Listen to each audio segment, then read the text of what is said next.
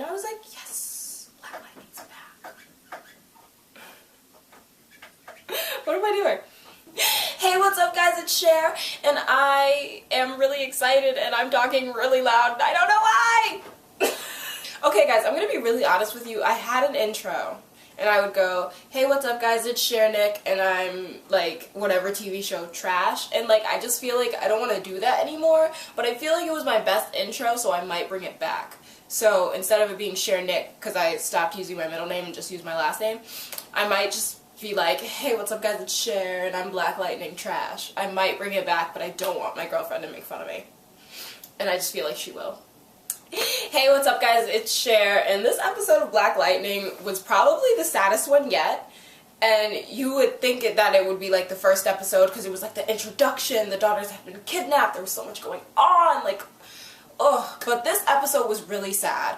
So it starts off and everyone's at the church and they're all mourning Lawanda, and I don't know if it's her funeral or if it's just like a church Sunday, but the whole like community is so close they talked about it on Sunday, or if it was at her funeral, I'm not really sure, but that's besides the point. They were all talking about how she didn't deserve to go and that she was inspired and she just wanted to save her daughter, and we as a people need to like stand up for the community and we need to like fight against these gangs, but like peacefully.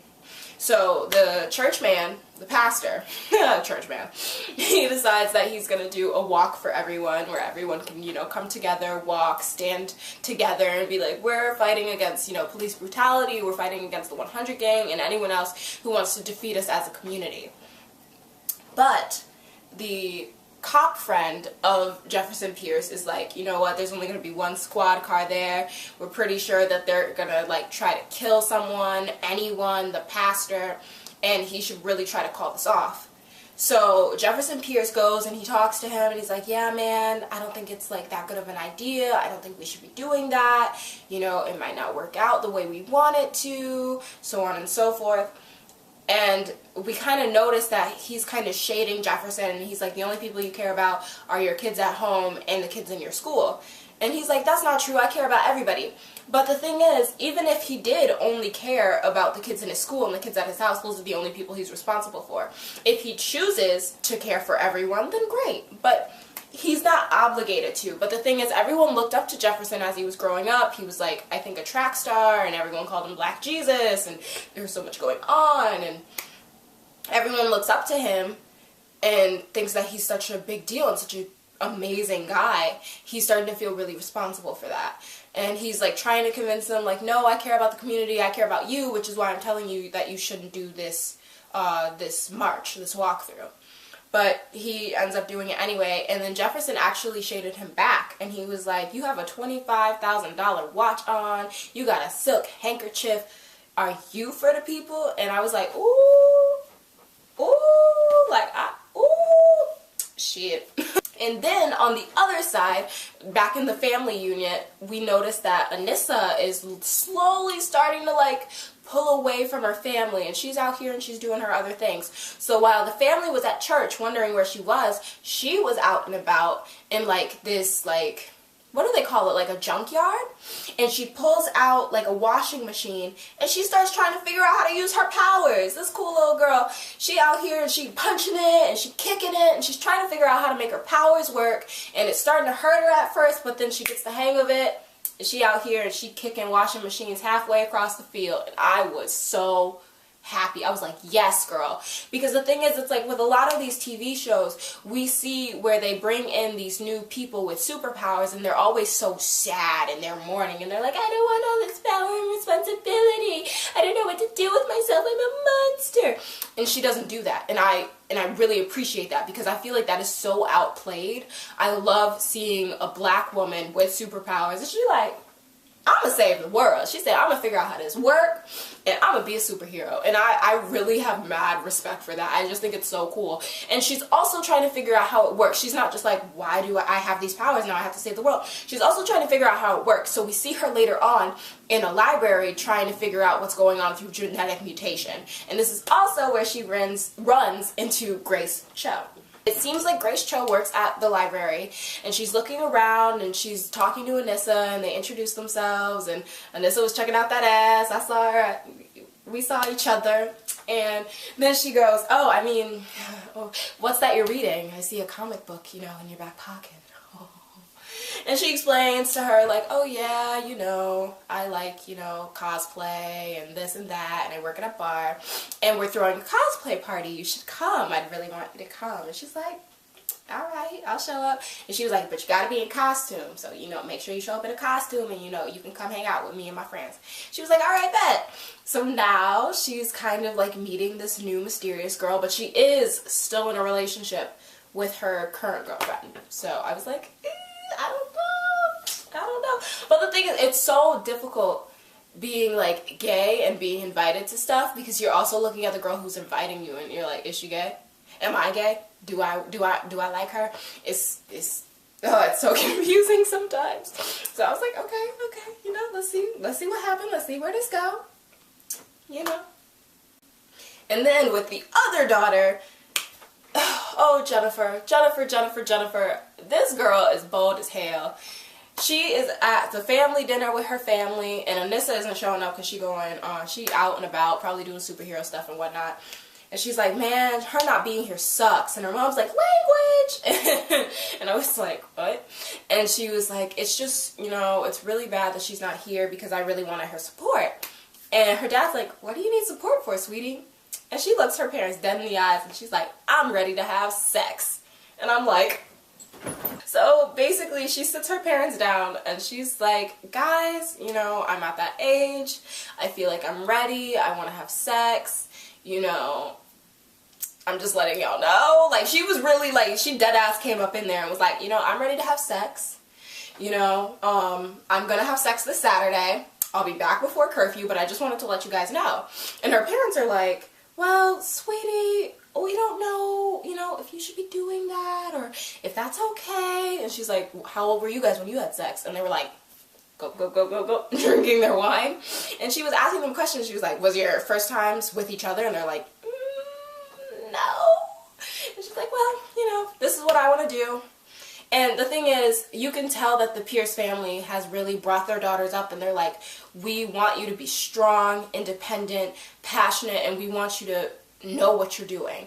And we want you to be strong, and if you feel like you believe in something, I want you to go for it, and I want you to work towards it, and I want you to do it very well. So, to be honest, she did everything right. Like, she came to them, and she was like, you know, I'm thinking about having sex. It's probably going to happen on Saturday. I'll be back before curfew. She actually handled it like an adult, which I was, like, very surprised at. I was like, oh, okay. Like, it's very adult of her. She didn't, like, just run out secretly, have sex, and then, like, get pregnant and have a whole bunch of babies. And she was talking to Khalil. She was talking about, like, condoms and things like that. Like, she was being very responsible, which I respect. And then they're not even, like, and it's not like they're about to do it in the back seat of someone's car. Like, he's gonna get them a hotel room and everything. And I was like, wow.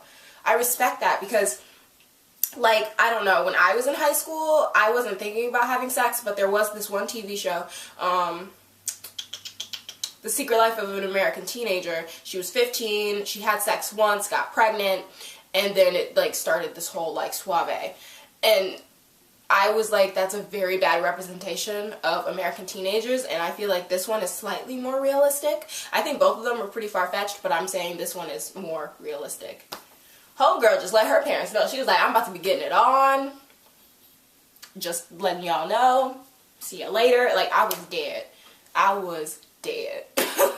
So we see Jefferson Pierce and Gamby working together to work on Black Lightning's suit and to get him with upgraded powers, I'd say. Like, teaching him how to use his powers more directly and using less electricity and a lot less force, but being able to catch your target easily, quickly, without any interference or without hitting anyone else who happens to be in the crossfire.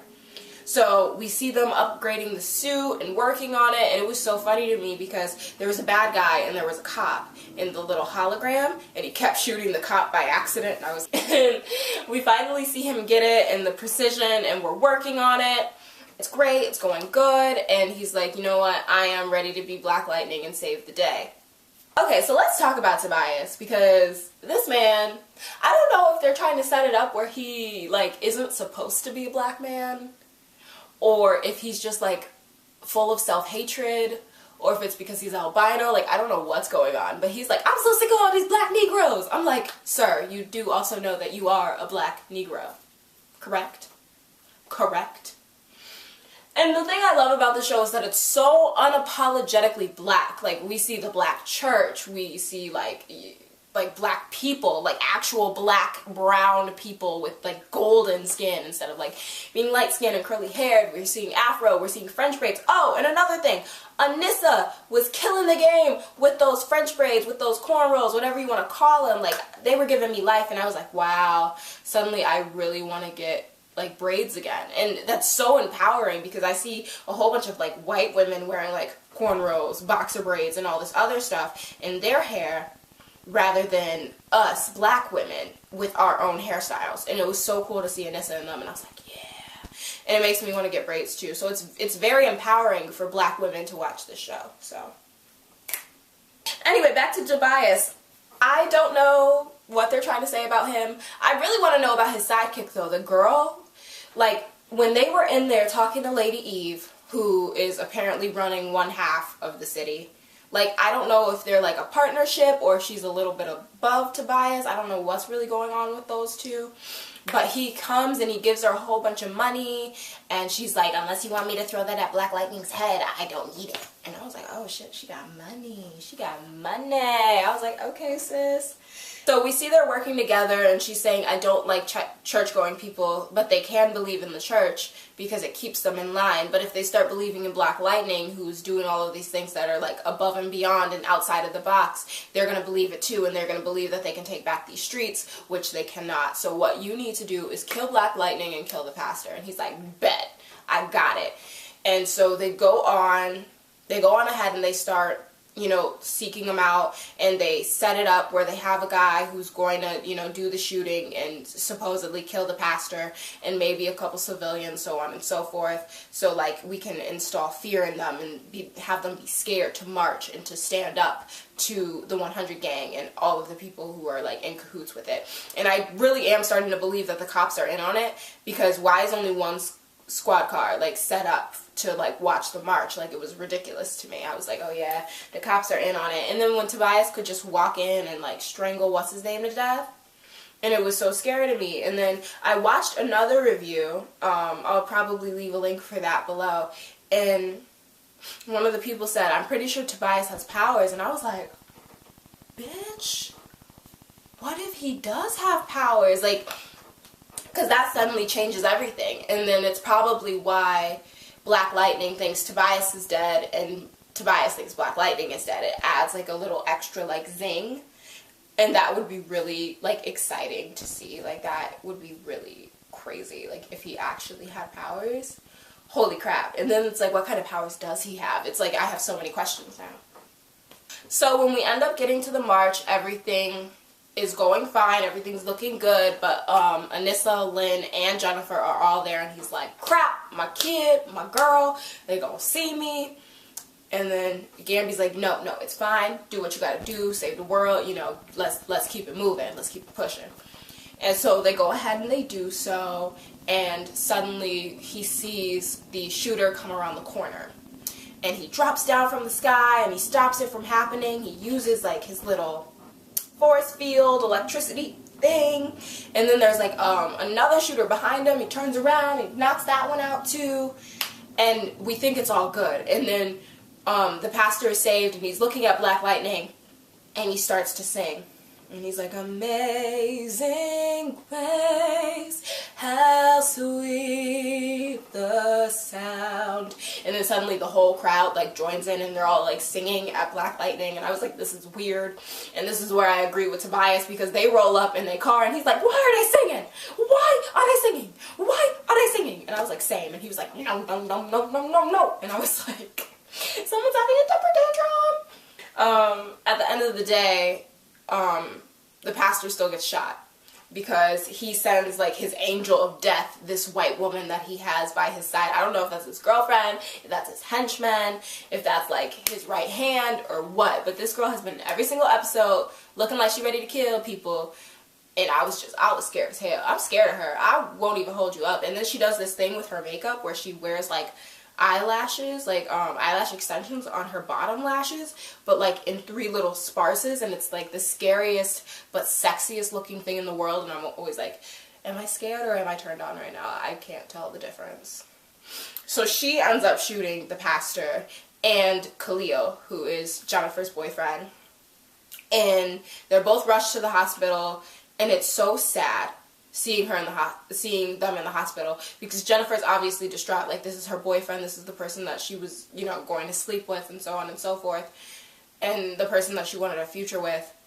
And he had a future for himself. He was like, my mom works extra hard, my dad's in jail, and like, I live the life that rappers rap about, and it's not pretty, it's not cool. He's like, I can run really fast, I'm a track star, and I'm gonna run myself out of here. And he told Jennifer in the last episode he wanted her to go with him, and they were gonna work towards being together long term. And then he got shot, and the bullet ended up being lodged in his spine, and now it looks like he may never walk again. And I was like, that's not fair. Like, I just felt so, like, disrespected. Like, as a fan, I felt disrespected. I was like, how dare you give me so much hope for this young man and then take it all away? Why would you do that? But I guess that's what it's like when you live in a situation like that, because it could have been anyone. It could have been him, it could have been one of his daughters. Anyone could have gotten hurt that day. And I wonder if that's going to make Black Lightning work harder, or if he's going to feel guilty because he was the person giving the whole crowd hope. And he let his guard down and he was listening to them sing. I wonder if he's going to feel responsible.